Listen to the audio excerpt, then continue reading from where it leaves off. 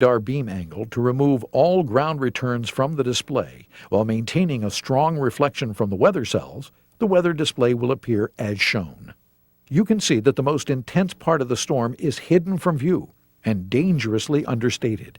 If you did not identify the crescent shape on the front edge of the storm cell and realize that a significant radar shadow is present, you might make the decision to fly toward the area which appears clear, an area that is, in fact, the most dangerous part of the storm. A proper technique which will allow you to effectively evaluate the weather conditions in this scenario is to adjust the tilt so that the radar's beam is directed toward the ground.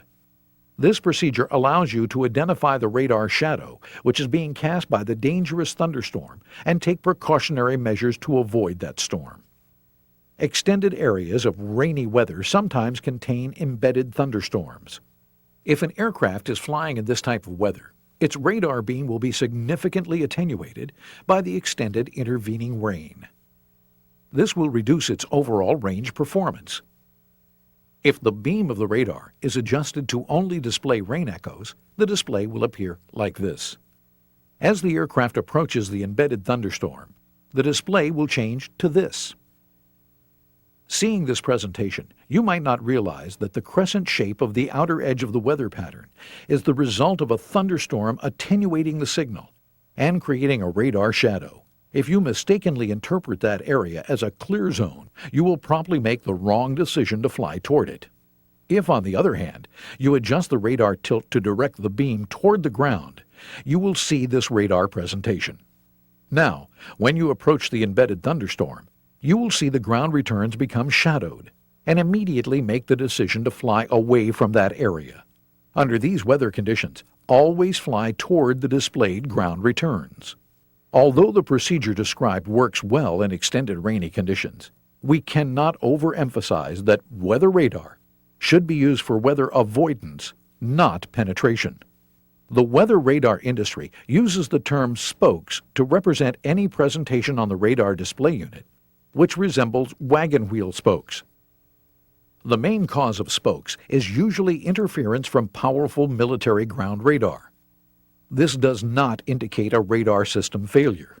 If you are uncertain whether the radar system is malfunctioning or if the spoke is being caused by an external source, change the heading of the aircraft slightly and notice if the heading of the spoke changes in the opposite direction the same number of degrees. If it does, it is external interference. Ignore it. A set of suggested guidelines for using a weather radar throughout a typical flight, as found in the pilot's handbook. While the aircraft is parked at the gate and taxiing in congested areas, keep the radar system in the test mode. Note, when the knob is switched directly from off to on mode, the display will blank. As the radar sweeps, the blue-white pattern will grow outward. This progression allows pilots to gauge the status of the 60-second warm-up period. Just before this warm-up period is complete, the screen will turn black for a few seconds. Then the radar will begin transmitting and the screen will display radar returns. No radar transmissions occur until the warm-up period is complete.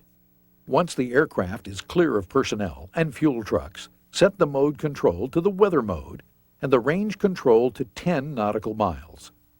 Adjust the antenna tilt control to display ground returns as a confidence check. This procedure ensures that components not checked previously in the test mode are working properly. With the aircraft pointed so that the antenna can scan the intended departure area, slowly rotate the antenna tilt control to +9 degrees while looking for convective weather. If the 10 nautical mile range is clear, repeat the operation for the 20 and 40 nautical mile ranges. Look for dangerous storm shapes while being particularly sensitive to crescent-shaped storms. Remember, crescent-shaped storms are likely to be hiding dangerous weather. If your evaluation of the takeoff area indicates a safe zone, leave the range set to 40 nautical miles and adjust the tilt control to +4 degrees for takeoff and initial climb out. A special note: on aircraft that use conventional gyros, set the tilt to +7 degrees instead of +4 degrees. This additional +3 degrees compensates for the 3-degree acceleration error caused by precession of the gyro during acceleration. Precession error affects both pitch and roll during takeoff and climb out. For aircraft with conventional gyros, the acceleration error will continue until the aircraft reaches a steady state airspeed. Once the aircraft is in a steady climb, it will take approximately 3 minutes for the vertical gyro to stabilize and provide the radar with a correct attitude reference. As a rule of thumb, on climb out, pilots should reduce the initial tilt setting by approximately 1 degree for each 10,000 feet of climb, or until ground returns appear on the outer edges of the scope. Once the ground returns are presented on the outer edge, small adjustments to the tilt can be made to maintain that presentation. Around 20,000 feet, switch to the 80 nautical mile display range and set the antenna tilt control to 10 degrees down. Slowly rotate the antenna tilt control up while watching for weather cells, until ground is being only lightly painted on the outer edge of the displayed range. As the climb proceeds, continue to make small adjustments to the tilt as necessary until the aircraft reaches the cruise altitude. This procedure will correctly point the antenna beam and create a zone where no storms can go undetected by the radar. Some pilots prefer to use the 160 nautical mile range at cruise altitude. If that is your preference, switch the radar to that range and repeat the tilt management procedure. If during the flight a radar system is suspected of having poor range performance, a confidence test should be initiated.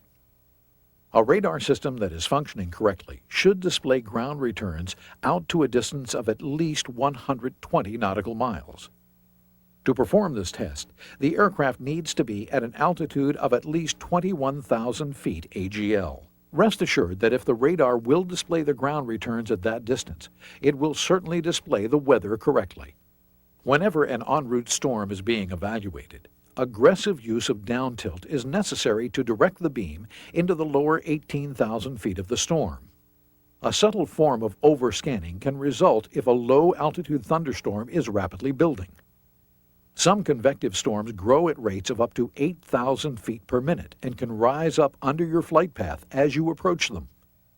If convective activity is high in your area of flight, it is a good idea to lower the beam from time to time to look for rapidly developing storms. A blind alley, or box canyon situation, can be a dangerous trap for pilots that habitually fly with the radar on a short range of 40 nautical miles or less. The short-range returns show a corridor between two areas of heavy rainfall. The long-range setting shows the trap. Always switch to the long range before entering such a tempting corridor. When flying over water, where you cannot always be guaranteed an adequate ground reflection, the following tilt settings are suggested. At a range of 40 nautical miles, 6 or 7 degrees down. At 80 nautical miles, 3 to 4 degrees down. At 160 nautical miles, 2 to 3 degrees down. En route deviations should always be made upwind of a storm. Deviating downwind increases the chance of encountering hail and turbulence. You can expect turbulence 1 nautical mile downwind for each knot of wind speed at your altitude. As a general rule, you should avoid thunderstorms by the margins shown. 20 nautical miles above 20,000 feet. 10 to 15 nautical miles, 10 to 20,000 feet. 5 nautical miles below 10,000 feet. And 3 nautical miles in the terminal area. On descent, in order to maintain the proper display presentation, it will be necessary to adjust the tilt up approximately 1 degree for each 10,000 feet of reduced altitude. Weather evaluation of the terminal area should begin at about 70 miles out. This evaluation should include aggressive use of the tilt control to assess the intensity of any weather targets in the area. If a storm is located in or around the terminal area, adjust the radar's display range to emphasize the storm's location, and adjust the tilt control to direct the radar beam toward the bottom of the storm. By following this procedure, you'll be able to observe if any radar shadow exists. If one does, fly away from it.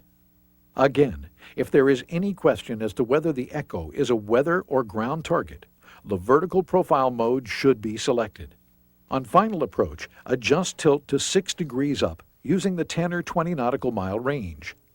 This will allow the radar beam to safely scan the terminal area for weather activity. while eliminating ground returns and minimizing the radar workload. Evaluating weather should be an ongoing process until the landing is completed. Keep the radar display in your view and be prepared to initiate a go-around if threatening weather appears on the scope.